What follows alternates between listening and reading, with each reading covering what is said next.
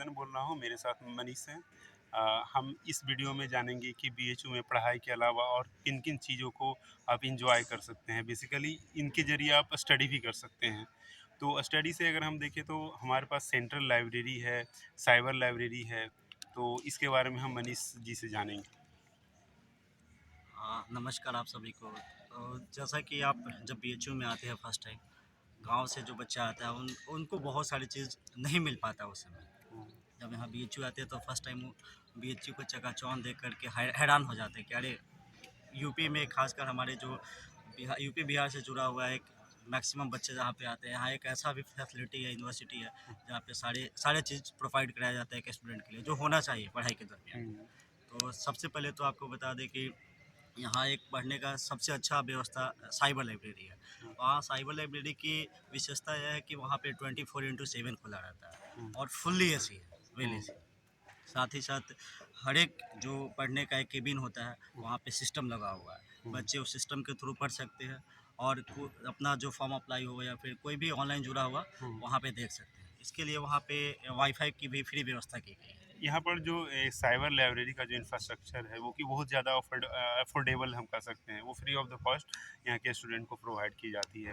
तो यानी कि जो भी लोग जो सुदूर इलाके में रहते हैं, तो अगर वो बीएचयू आने के लिए सोच रहे हैं तो उनके लिए एक बहुत ही अच्छा अच्छा एक एक अपॉर्च्युनिटी है। अपॉर्चुनिटी है वो बीएचयू में आएँ। और एक affordable, I think it is a most affordable university in या India. You could come here and you could learn from here. तो इसके अलावा भी हम जानना चाहेंगे कि जैसे बीएचयू एक कल्चरल यूनिवर्सिटी के रूप में जाना जाता है। अगर हम इंफ्रास्ट्रक्चर के को देखें, यहाँ की बिल्डिंग्स को देखें, तो एक अलग ही लुक दिखता है। बिल्कुल। एक कटिंग्स को देखें, जैसे सेंट्रल जो लाइब्रेरी है उसकी कटिंग्स को देखें, या फिर यहाँ पर का जो हॉस्टल है वो भी एक अलग पैटर्न में दिखता है।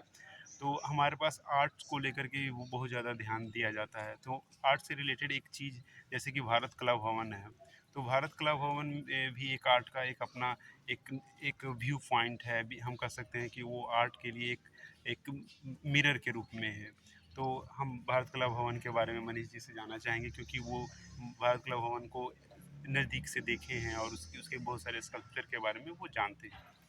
जब आप भारत कला भवन जाते हैं तो वहाँ पे आपको बीएचयू से जुड़ा हुआ एक-एक चीज़ को बहुत बारीकी से जानने का अवसर मिलता है। हुँ, जब मालवीय जी ने बीएचयू की नींव रखी थी, हुँ, उस समय उन्हें क्या-क्या परेशानी हुई, कहाँ-कहाँ से उन्होंने फंड इकट्ठा किया, हुँ, उसका बीएचयू एस्टेब्लिशमेंट का क्या-क्या प्रोसेस है, हुँ, उसको आप बहुत बखूबी से जान पाइएगा। हुँ, साथ ही मालवीय जी से जुड़ा हुआ हर एक चीज़ को वहाँ बहुत ही धरोहर की तरह संजो कर रखा गया है। हुँ, उन्हें जो भारत रत्न राष्ट्रपति के द्वारा प्रदान किया गया था, हुँ, उसे भी वहाँ पे लगाया गया है। साथ ही मालवीय जी के जो वस्त्र पहनते थे, हुँ, उस वस्त्र का भी लगाया गया है। हुँ, साथ ही साथ आप मालवीय जी से जुड़ी हुई हर एक चीज़ को, हुँ, जैसे उन्होंने कहाँ से पढ़ाई किया था, कहाँ उनका जन्म हुआ था, उनका फैमिली बैकग्राउंड क्या था, वकालत में कैसे है, हुँ, हर एक चीज़ जानने को आपको मौका मिलेगा। तो ओवरऑल बोला जाए तो आप जब मालवीय भारत कला भवन जाते हैं, हुँ। तो आपको एक अच्छा एक्सपीरियंस होगा। मेरा ऐसा मानना है। हाँ, भारत भारत कला भवन में एक और चीज़, जैसे मूर्तियाँ बहुत सारी हाँ, हैं। मूर्तियाँ हैं बहुत मूर्तियाँ सारी। अगर 900 एसी के राउंड की, पाल वंश की, ये सब मूर्तियाँ बहुत सारी हैं, उसको भी आप देख सकते हैं। उसके अलावा पेंटिंग्स भी बहुत सारे, पेंटिंग्स भी है। बहुत पुरानी उस पुरानी समय जो पेंटिंग्स है।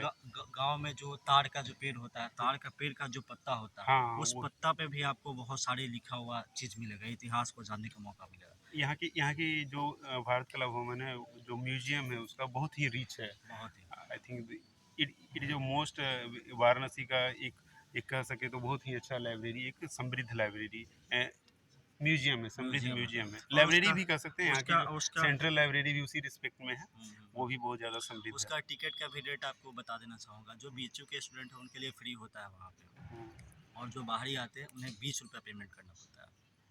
तब एंट्री आप जाकर विज़िट कर सकते हैं। स्टूडेंट अगर बाहरी स्टूडेंट भी हैं तो उन्हें हाफ हाँ, पेमेंट उन्हें करना, उन्हें उन्हें करना हाफ पड़ेगा, पेमेंट करना रहता लेकिन है, बीएचयू 10 रुपये। स्टूडेंट के लिए फ्री में है।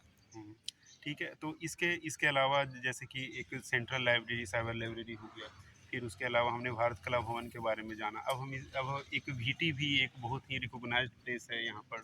तो वीटी के बारे में आपका क्या अनुभव रहा? वहाँ का कैसा है? जब भी आपका खाली समय हो या फिर इंसान पढ़ाई के दरमियान कितने बार होता है कि डिप्रेस हो जाता है। हुँ, लंबे समय से रहने के बाद जब आप फाइनली सक्सेस नहीं होता है तो इंसान डिप्रेस होता है। तो आप जा कर के वहाँ पे बीटी में पूजा करके आप अपनी मन को शांत कर सकते हैं भगवान के सामने अपना पूजा अर्चना करके।